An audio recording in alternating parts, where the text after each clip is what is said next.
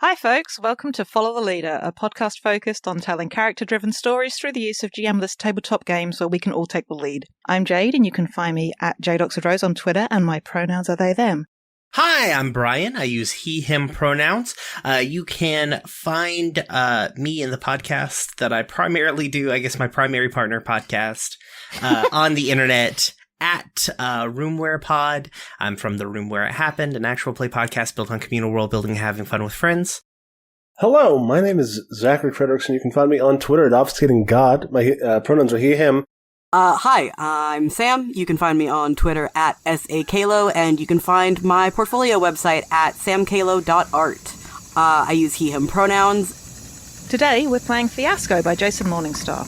Specifically, we're going to be using a playset written by us, Standing Stones, and this is acting as a sequel to the game of The Riot Starts by Ryder Rethel we played in Season 3.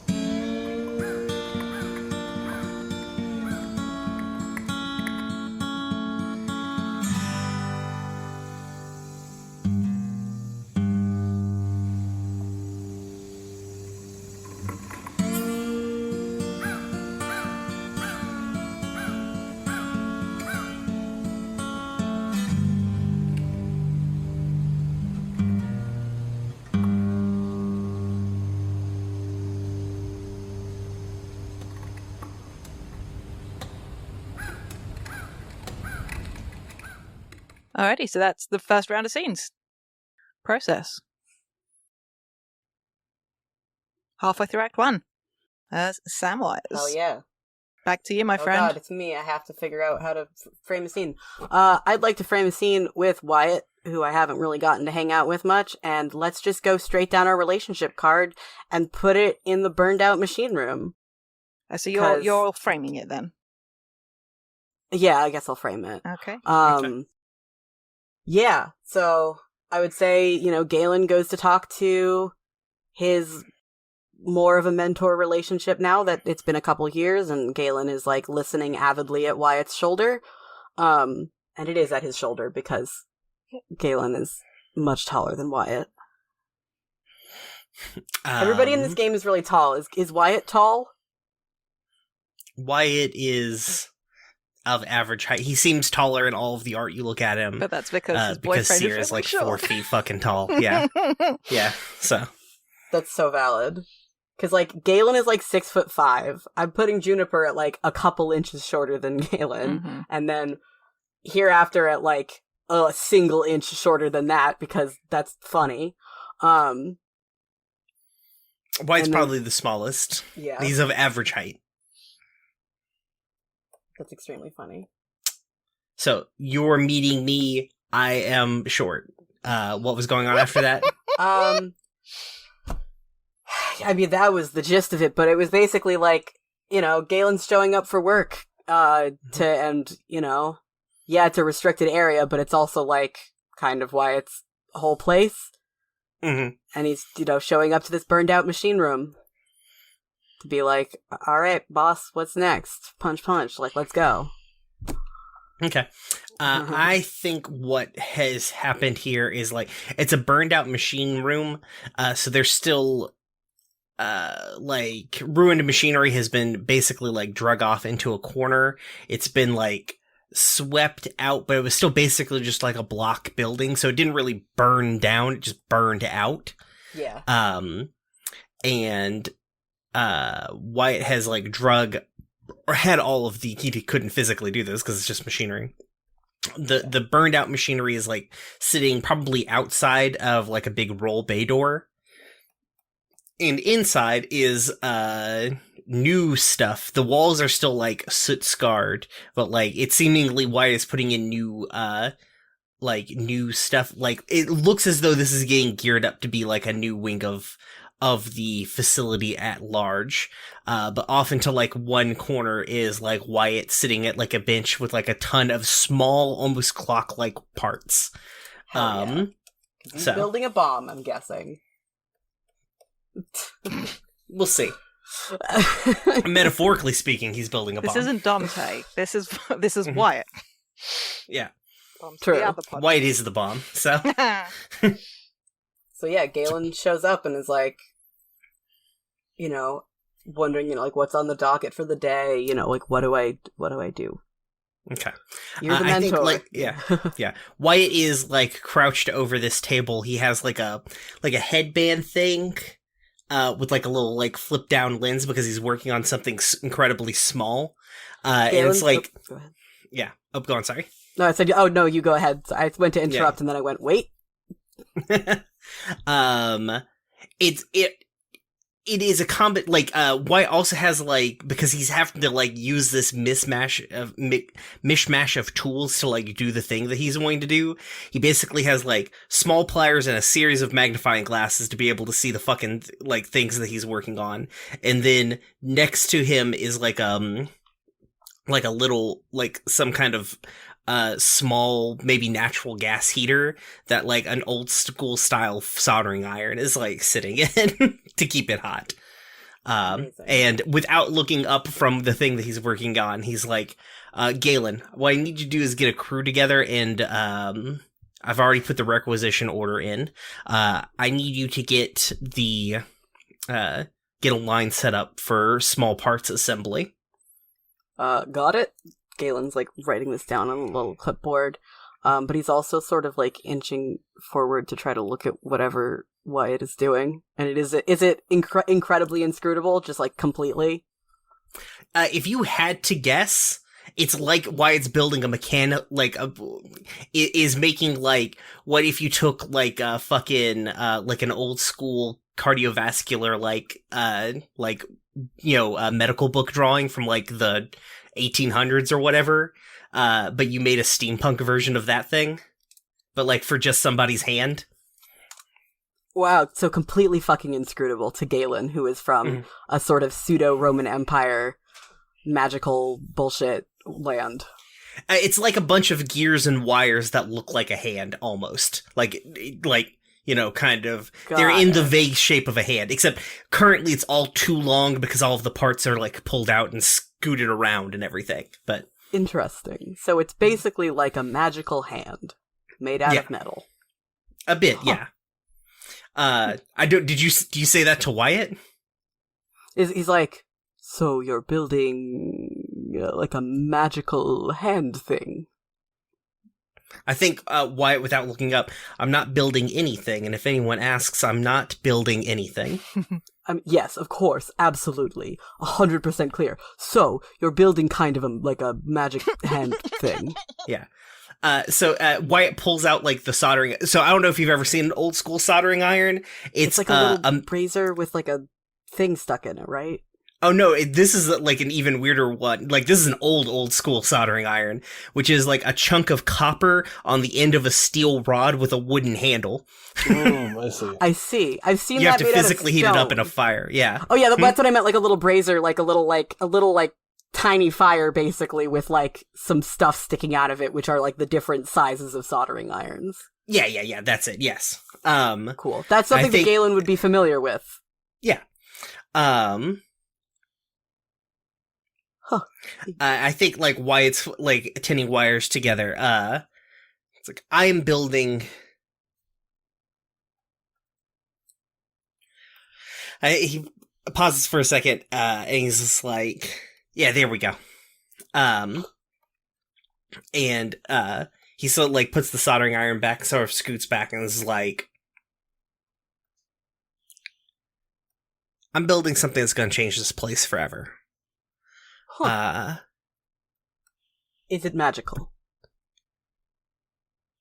Does magic even exist here? He sort of like stops for a second and is like, huh. I think like Wyatt sort of like when you say that, like Wyatt snaps his fingers and looks at his hand. It's like, I don't think so yet. It's like Galen is like realizing for the first time since he's been here, like, of course magic doesn't fucking exist here. It's the underworld. Like, nothing is good here. Of course there's no magic. But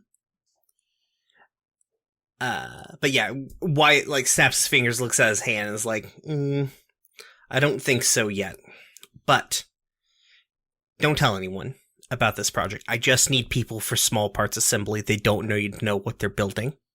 So are lots of people going to be assembling? Oh, interesting. He's like, he doesn't have a fucking clue what he's trying to say. He's just realized. He's like, so I guess this is going to be a thing that we're okay, got it.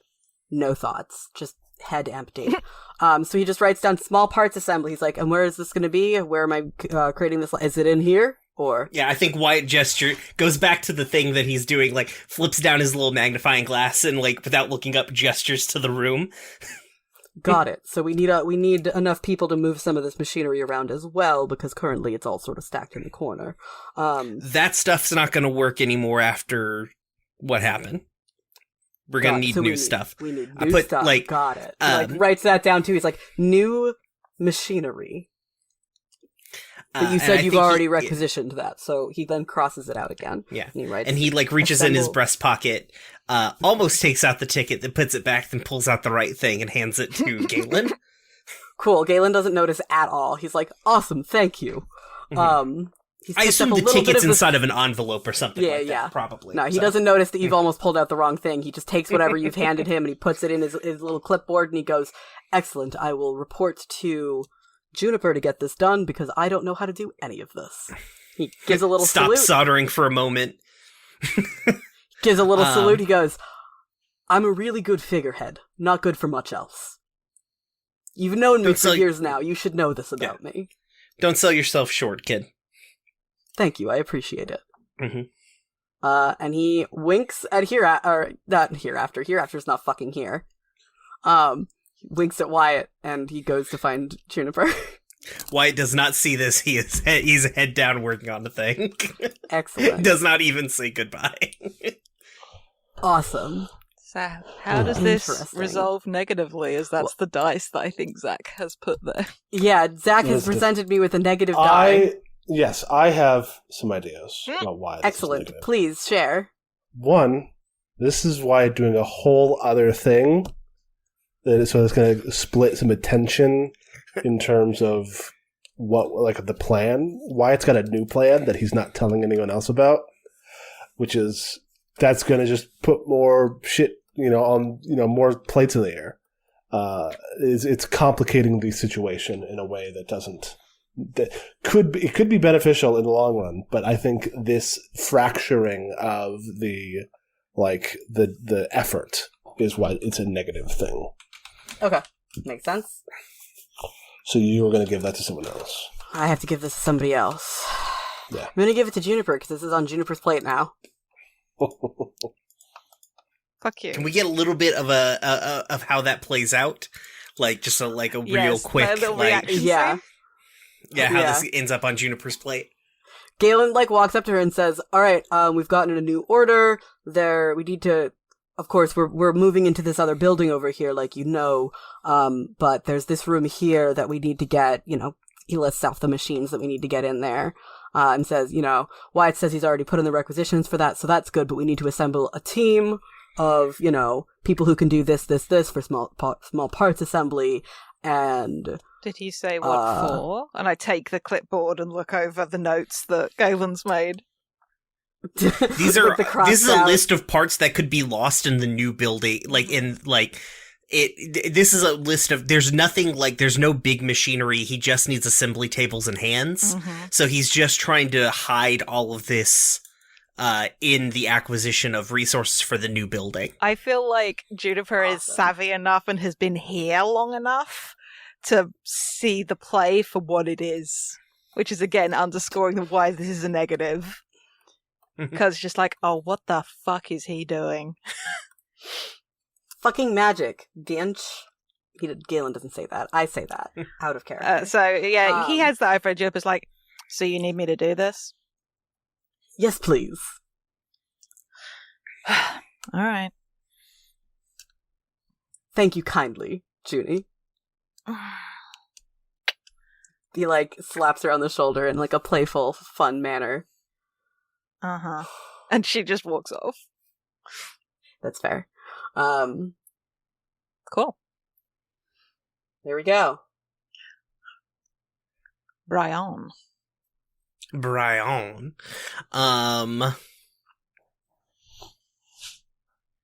All right, well... You want to frame or resolve?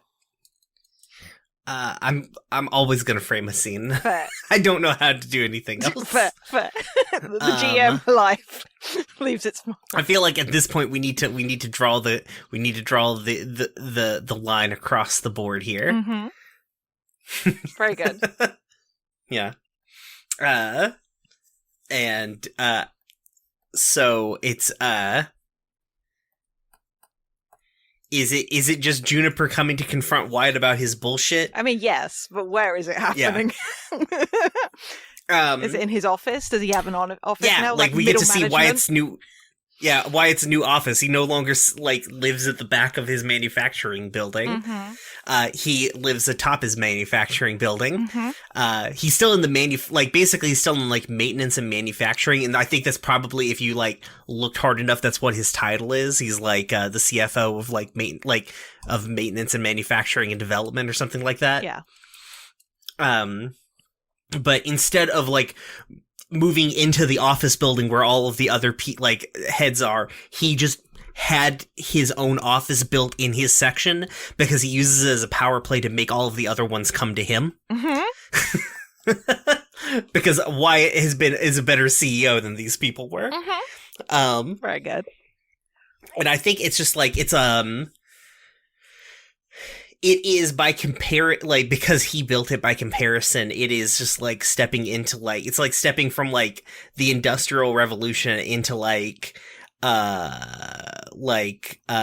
just like weird 70s what is the what's that design aesthetic that is like key to the 70s? Mm-hmm. Mod? That's late Yeah, 60s. Yeah, I Mod guess- was the 60s, wasn't it? Mm-hmm. Yeah, Yeah. Mod was it's all my furniture, is it? Anyways, Quote- so it's like Contemporary or quote unquote modern. yeah. So it's like lots of like off or like non like symmetrical kind of like trapezoidal angles, Sure. like big wide things of like frosted glass and like exposed wood beams, like lots of like warm tones but like obscuring, like all of the glass is obscuring, like none of it's see-through, Yeah. and it basically makes this like weird funneled maze to Wyatt's office. Mm-hmm. He set it up specifically to make it people unsettled when they have to come to see him. Yeah. Has Juniper course. been in this office before? Probably at this point, I would say so. Okay. Seeing as she seems to have somehow, like, she's now head of things in some Well, some she was sense. always she was a line manager when we started. So Yeah. I think she's more like one of those really competent, like second in command types. Like, isn't like she's not a figurehead in any way, but she actually Mhm. gets stuff done. So, Right. but yeah, so she sort of lets herself in to his office. Is he like awake? Is he like snoozing? Like, how does she find him?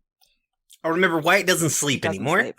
Of course he doesn't. Does he do anything resembling relaxing in between doing He- everything? Especially with the new job, I guess. Yeah, I think that he does, but Wyatt probably works more, has less responsibilities and works more now Yeah. than he did when he had more responsibilities and just really I did not give a shit at the back of his little floor. Yeah. Gotcha. So I think what he's working on is some sort of technical drawing. Mm-hmm. So it's like a circuit diagram. Sure. I think Juniper maybe really likes Wyatt's office because if it's got that like 70s decor vibe, that was like Earth when she died. So Right. for her, it's probably quite nice and also bittersweet. But yeah, so she comes in. You said it was a bit of a maze to get into, like before you get to the office door, or you come through the office door Right, and then well- it's a maze. When you get in, it's just a lot of repeating motifs. Mhm. So if you don't really know where to turn at, or somebody doesn't really show you how to turn to get there, Yeah. it's like can be confusing and disorienting Mm-hmm. intentionally. Yeah. Gotcha. I think she obviously just like walks in pretty confidently, having been there a couple of times, and just sort of like sits on the corner of his desk, not on top of the drawing. She's not that rude, but like, and just sits there until he acknowledges that she's there. I think like Wyatt like glances up from the drawing, like looks at Juniper, doesn't say anything for a moment, goes back to the drawing, and is like, I know there are far more comfortable chairs in this place. I don't know. I remember those chairs. Don't remember them being that comfortable.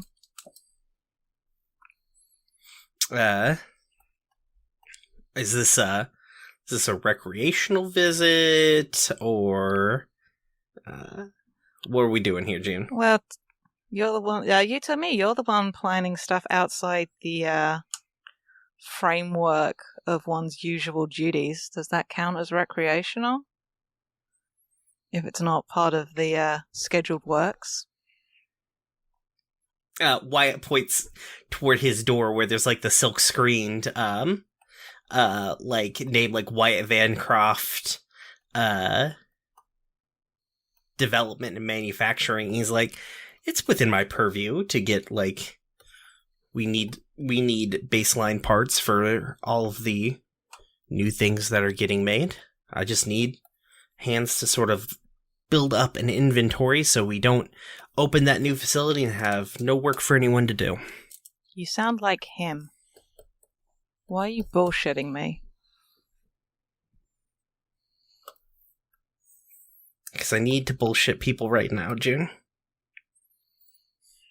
Well, since I've been one of the people that you do that to.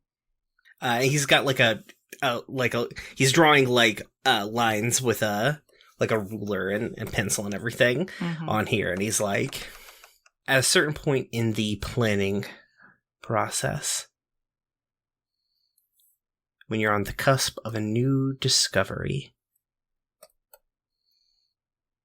you need to keep things close to the vest, because if you make a mistake, it all starts spiraling way harder than you ever thought it possibly could. Is this part of the same thing that Hereafter's got me working on? I need my hands to be able to make these parts, to be able to push the plan forward, to be able to make the difference I thought we were all trying to make here. That doesn't answer the fucking question. Are we? Are we trying to achieve the same thing? Because it doesn't fucking feel like it. Last time I checked, I am. When have I stopped? All right. So what? Juniper. Oh, sorry. No, you're good. What were you saying, Jade? Okay. So how does this relate to the Queen? You're talking about Hereafter's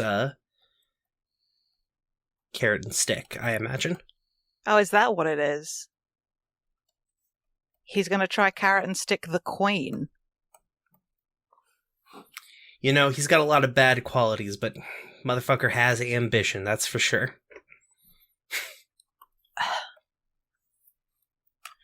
Right.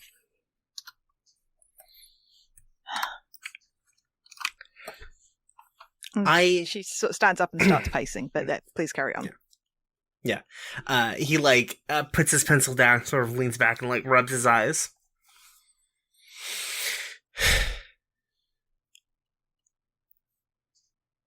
We need to disrupt things, right? Right. We can't. We've got to change the system. Change does not come easily.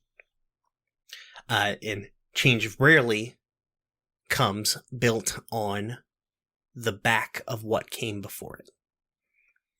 At least not usable change. You preach into the choir here, Vancroft. I know. I'm not trying to talk down to you. I'm just trying to remind you where we're at. Right. The Queen is part of a bigger puzzle. You can't just... But Hereafter thinks that he can just move the pieces on the board until he has the boss in checkmate. I'm playing a whole different game. Oh, I always fucking hated chess, that's for sure. The easiest way to win the game is to not play the one they want you to. Make them play by your rules. And I think why it sort of like pushes forward a circuit diagram. And I'm a player like they've never seen before.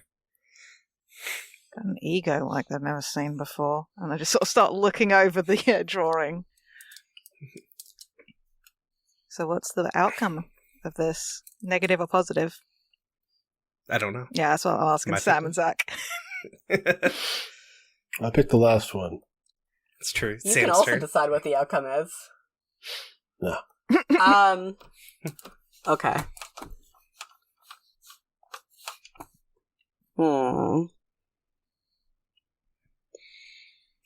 This is Wyatt's scene, which means that... Well, he'll be giving the dice away, so... Mm-hmm.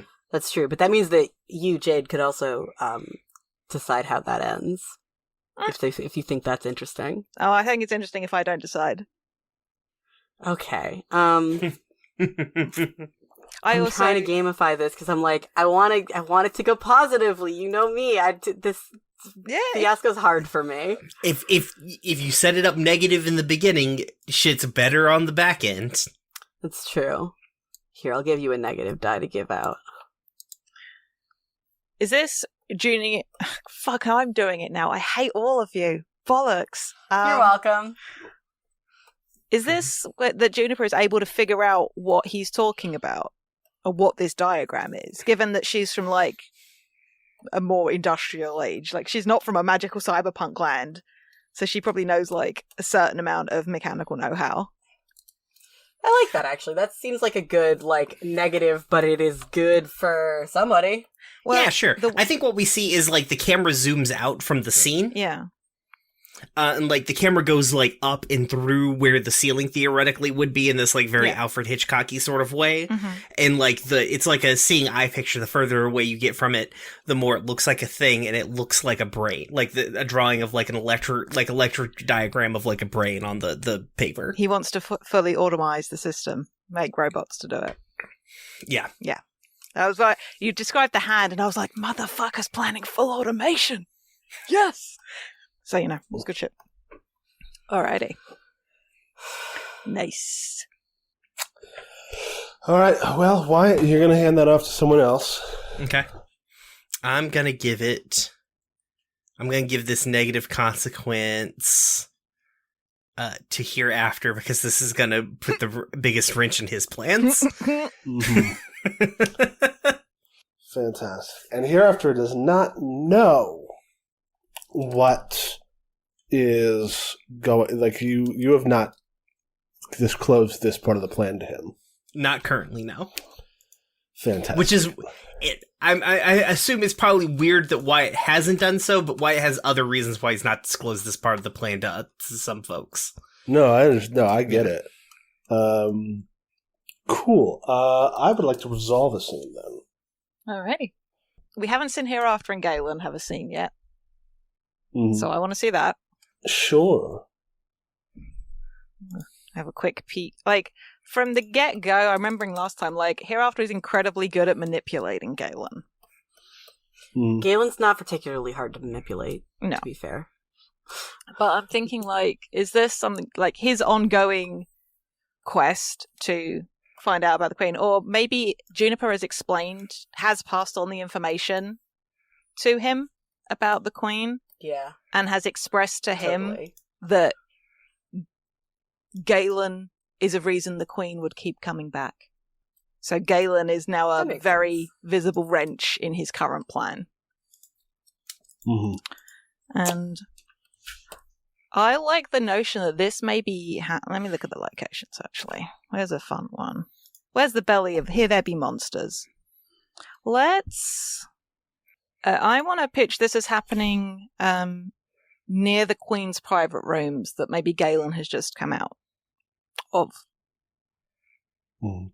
That's the establishing.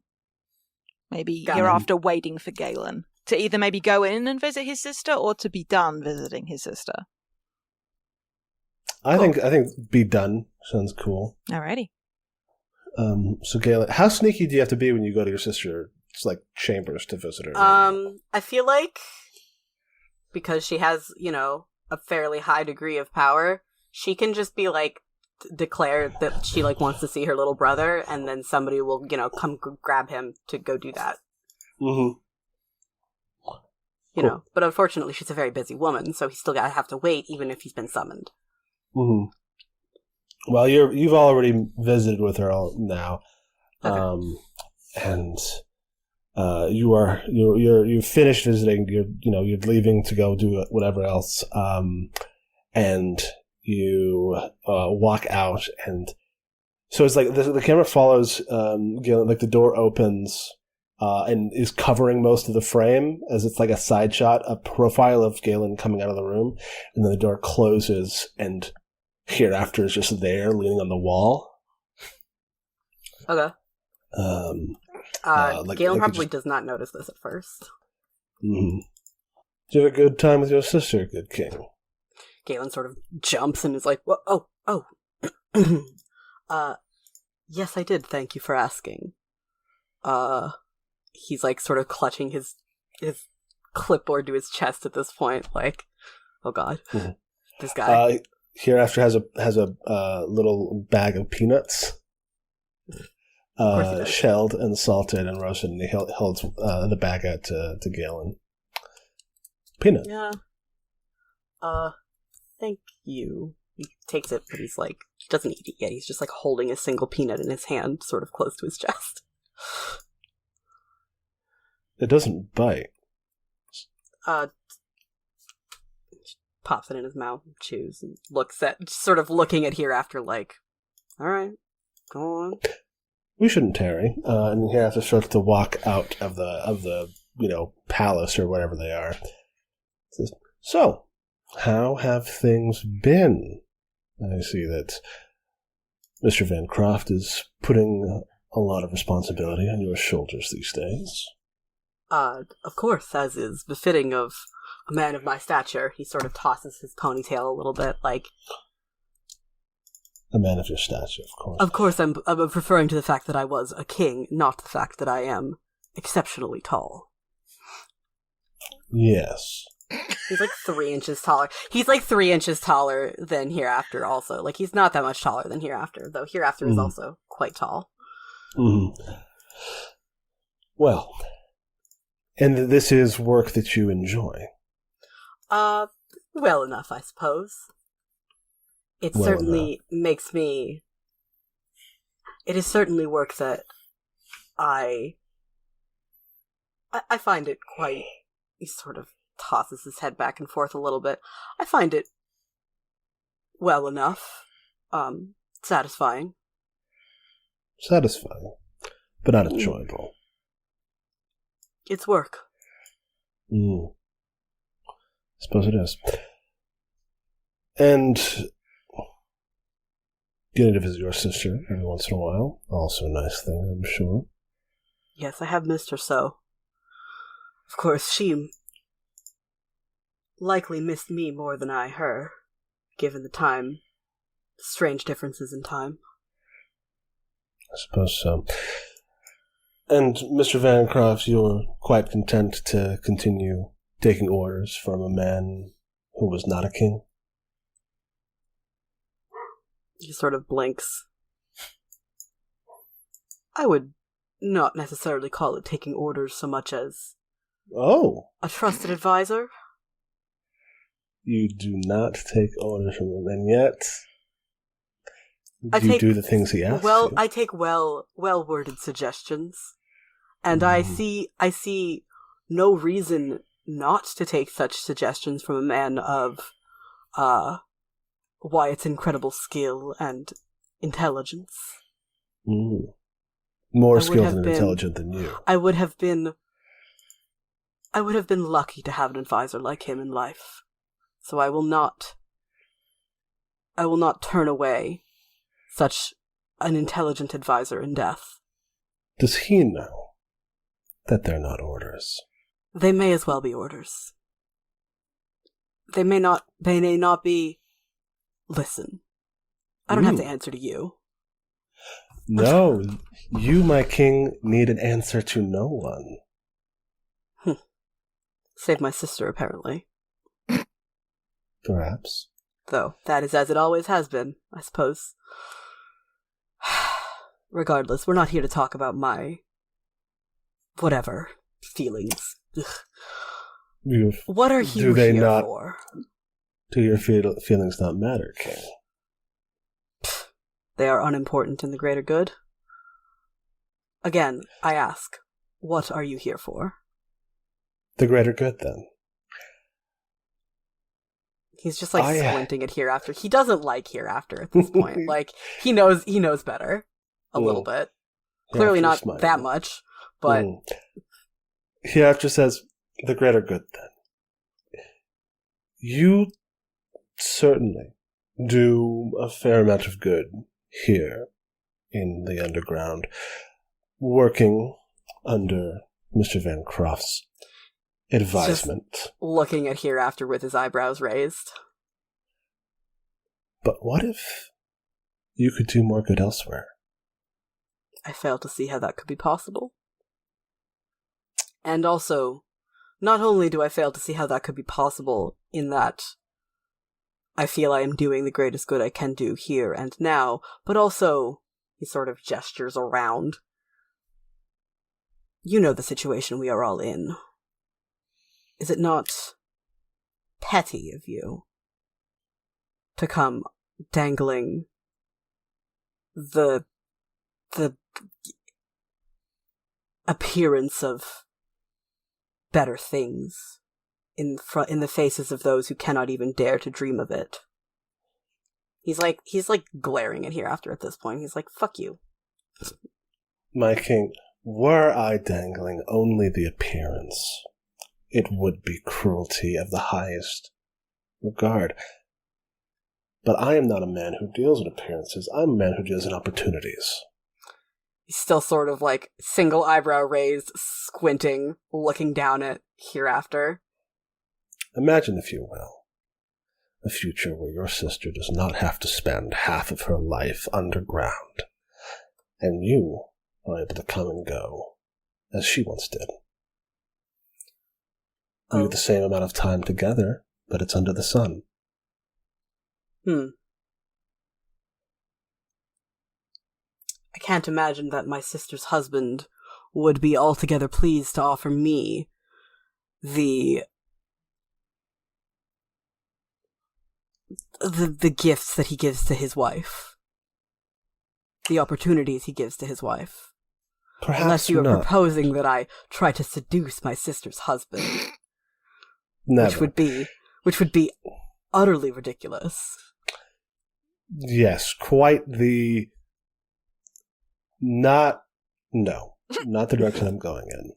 Yes. Good King Galen. No, he controls everything down here. Surely. Up to the station. But after the train leaves the station, all sorts of things could happen. It said you're not supposed to trade tickets, but who's there to stop you? And who could tell a king what to do? He's just sort of looking at Hereafter with one eyebrow raised still, like, uh-huh. The most important thing about this, the greater good, is that if you were in that position, you would use it to help those who are still down here.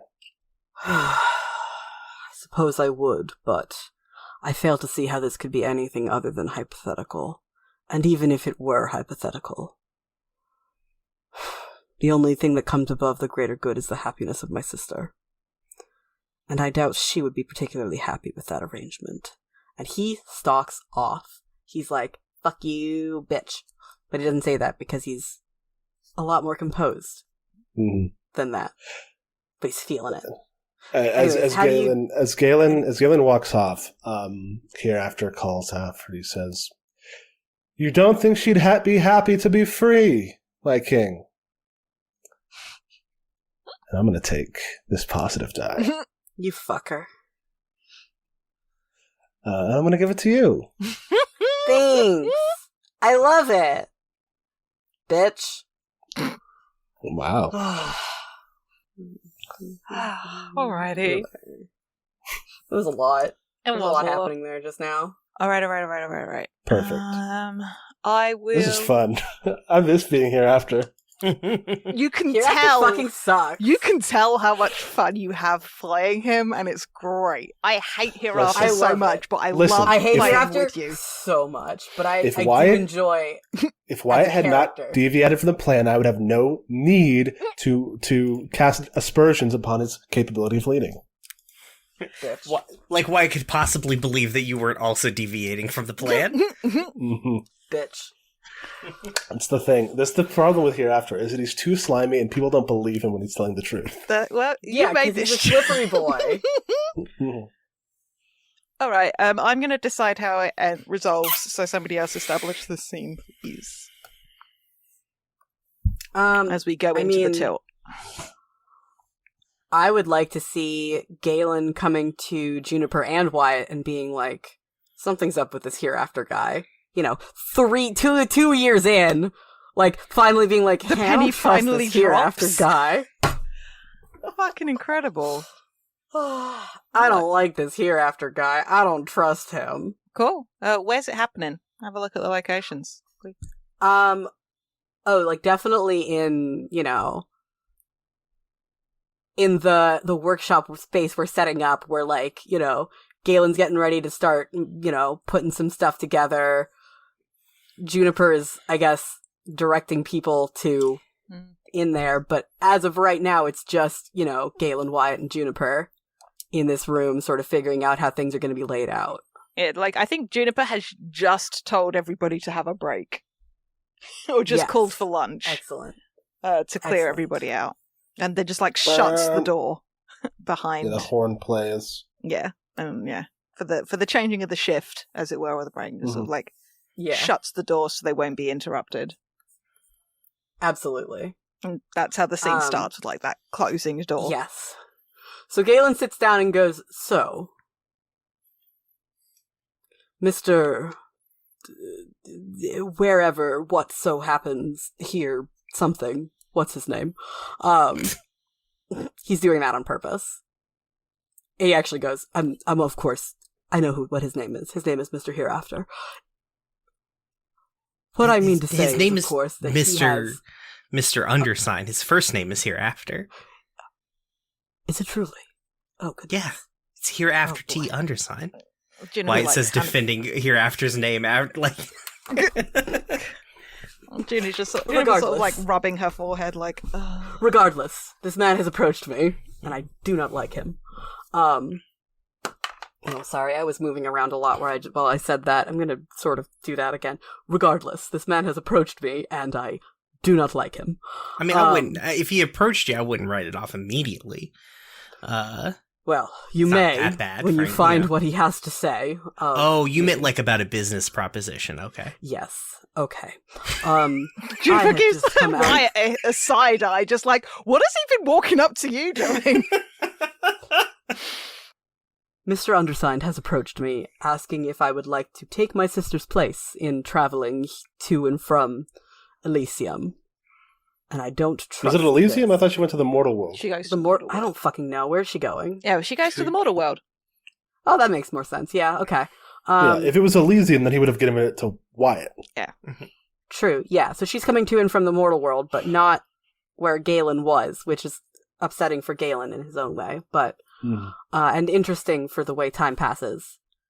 You think she's going to just different time periods and different realities every time? She Yeah, seems to go 'cause where she she brings wants. she brings stuff back for everyone.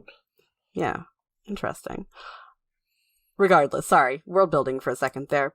Galen, look, he wanted to know if I would take her place, and I don't believe that's possible, but also just I don't trust the idea of it. I don't trust that he could offer that, and I don't He's offering what cannot be done, and I don't trust it, and I just thought you should both know this, because I don't understand what he's angling for. What makes you think he can't do it? Well, I would hope that someone in his position wouldn't have the power to offer that, to be entirely honest. Juniper just, like, full-on fucking laughs. Don't do this. Junie, don't laugh at me. I'm so Galen's defeated. just, like, got his head in his hands, like, I don't like that he could possibly...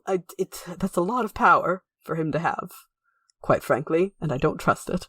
He's a smart man, and he is a slippery man.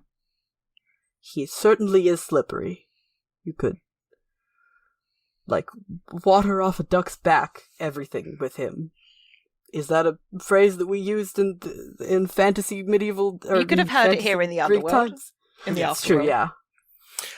The language is rubbing off on me. I hate it. Wyatt smirks and is like, Look, I just thought you should all know that he's trying to mess with whatever we're doing, and I don't...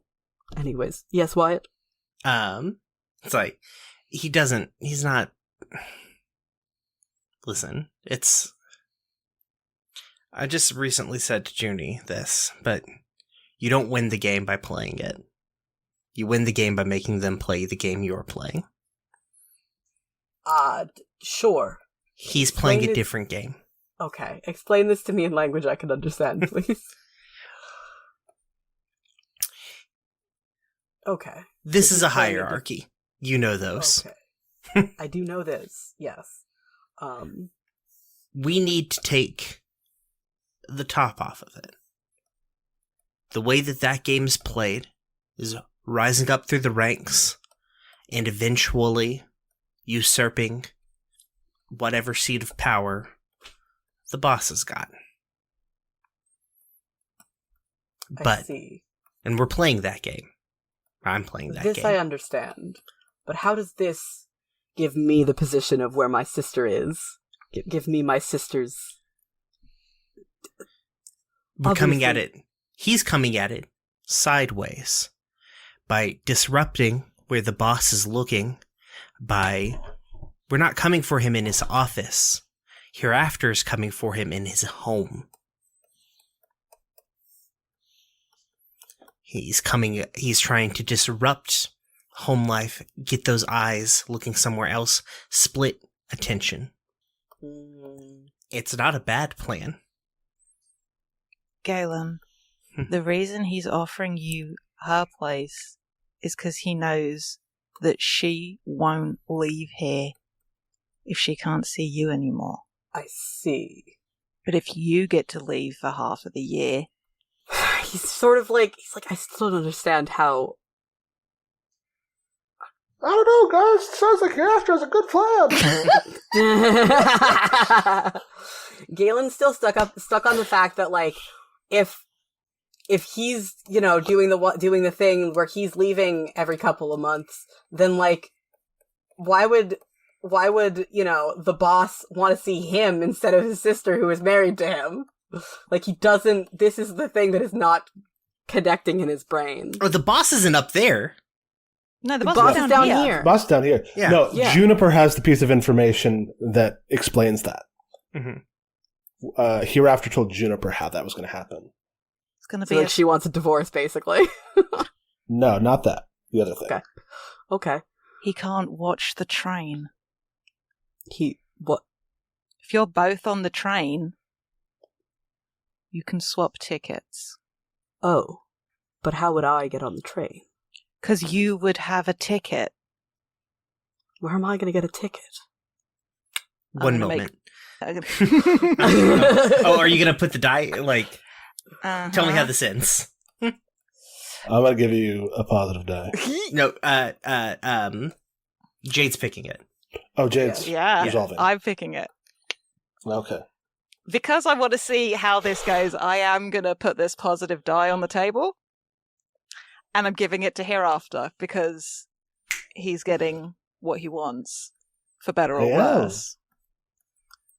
So Mhm. there you go, Wyatt. So how do we resolve this scene? Is it? It's positive, right? It's It was positive. a positive die, yeah. Okay. I think Wyatt gets up. He goes over to probably like moves like a whole bunch of clutter out of the way, right? Opens a wall with like pulls open like an electrical panel, then pulls the electrical panel off, and there's a safe behind it. Hell yeah. Of course. And he as opens one the does. safe, and he pulls out a sealed envelope, and he slides it across the table to Galen.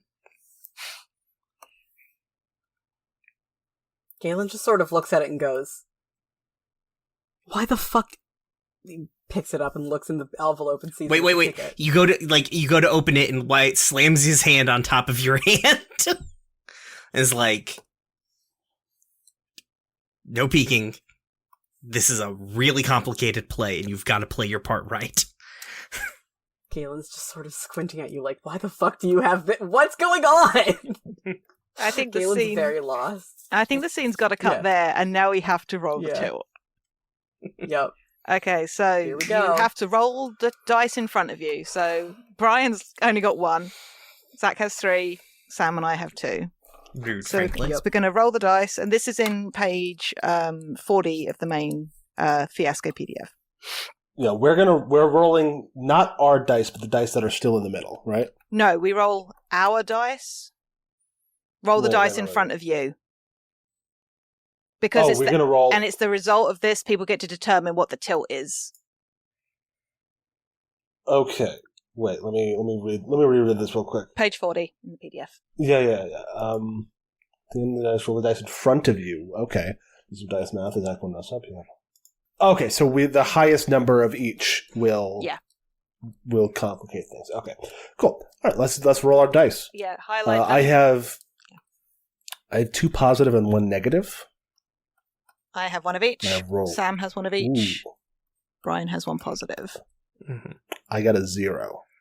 I got 3 on my negative dice and 3 on my positive die.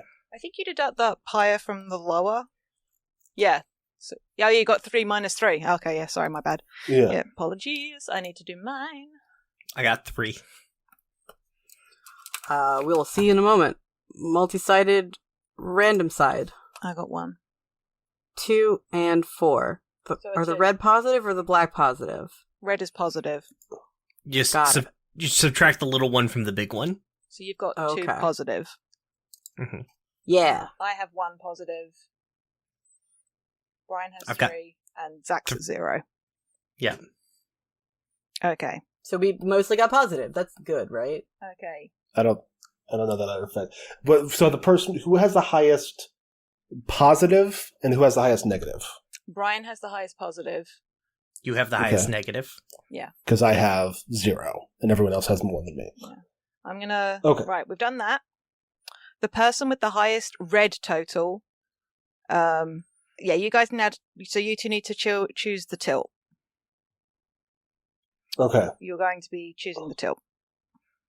to choose the tilt element. Yeah, I'm gonna re-roll these central dice because this is gonna do stuff for Act 2. Okay, so we're just gonna. Okay. So we. You get So to pick we're from the using the dice. that are dice- left. Yeah, using the central dice, you get to pick an element. I get to pick an element, and then we each get to pick a detail for that element. Yes. Okay. Wild. It's a little complicated. I think Fiasco 2E made it a little simpler with the cards, which was part of it. Yeah, but for okay. sure. So yeah. God, I hate that these 2 things are in the same PDF. Yeah, I just opened the PDF twice and then have one on one page and the other on the other. That's smart. I should do that also. Okay, Brian, you pick the first element. I'll pick the second element, and then you'll pick a detail of mine, and I'll pick a detail. Wait. of yours. Which tilt table are we going off of? The hard tilt table. The hard one, the standard one from Fiasco Judge. Right, page but I mean, 56. like, Page 56. Can somebody just take a screenshot of it and put it in the Discord? Gotcha. It would be longer. wait, are we not picking like the big categories? Yes. Yes, we're using the dice just like we did for relationships. Okay. Because there's mayhem, tragedy, innocence, guilt, paranoia, and failure. Okay. And so you're going to pick a die for one of those. I'm going to pick a die for one of those. And then you'll pick a die for one of the subcategories of mine. And I'll pick a die for one of the subcategories of yours. Okay. Using these ones that are left in the center. I am going... Oh, from the center. Yeah. Yeah. Okay, alright. Then I'm going to take a...